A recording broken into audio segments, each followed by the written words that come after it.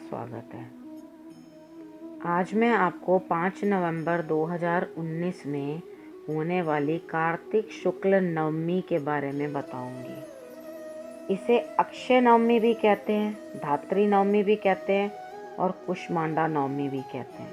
आज के दिन किया गया पूजा पाठ, दान, दीपदान, जो भी हम कर्म करते हैं वो अक्षय हो जाते हैं। अक्षय मतलब जिसका क्षय ना हो, जो ख़त्म ना हो सके।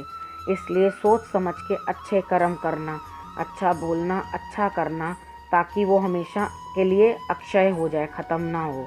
तो इसलिए किसी के साथ गलत करोगे तो वो भी ख़त्म नहीं होगा। सोच समझ के कार्य करना।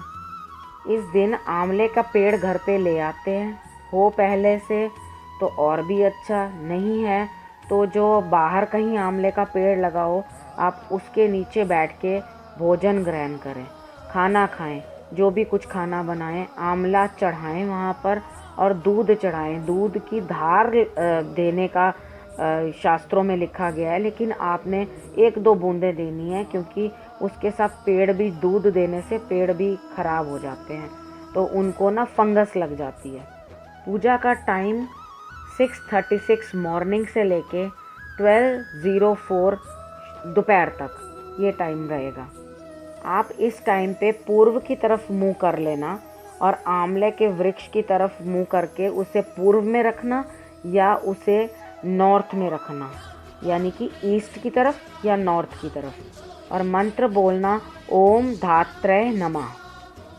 कच्चा सूत लपेटना, मंत्र बोलना दामोदर निवासाय धात्र देवो नमो नमः, सूत्रानेन बंधामि धात्री देवी नमोस्तुते। फिर आपने 108 परिक्रमा करनी है। जिनके घर में छोटा प्लांट है, गमले में लगा हुआ है, बड़ा नहीं है, उसे आप बाहर निकाल लो। और अगर ऐसी जगह पे प्लेस्ड है जहाँ पे आप उसकी परिक्रमा नहीं कर सकते, 108 परिक्रमा नहीं लगा पाओगे, तो आप अपने ही आसपास घूम लेना, जैसे खुद ही घूमते हैं ना, वैसे घूम लेना। और मंत्र बोलना यानी कानी च पापानी, इसको बोलते हुए परिक्रमा करनी है। और इस दिन कुष्मांडा यानी कि सीताफल, कद्दू, कुमड़ा, बहुत कुछ कहते हैं इसे, आप उसको जो है वो ब्राह्मण को दान करना, यानी कि मंदिर में दान करना। उसको दान करने का भी महत्व है।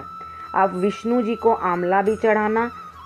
अगर आपके पास आंवले का पेड़ नहीं है तो आप विष्णु जी को चढ़ा देना। मंदिर में भी आंवले देना, बच्चों को भी खिलाना। कुछ लोगों के बच्चे आंवला खाते नहीं हैं, आप आंवला कैंडी के रूप में भी उनको आंवला दे सकते हैं।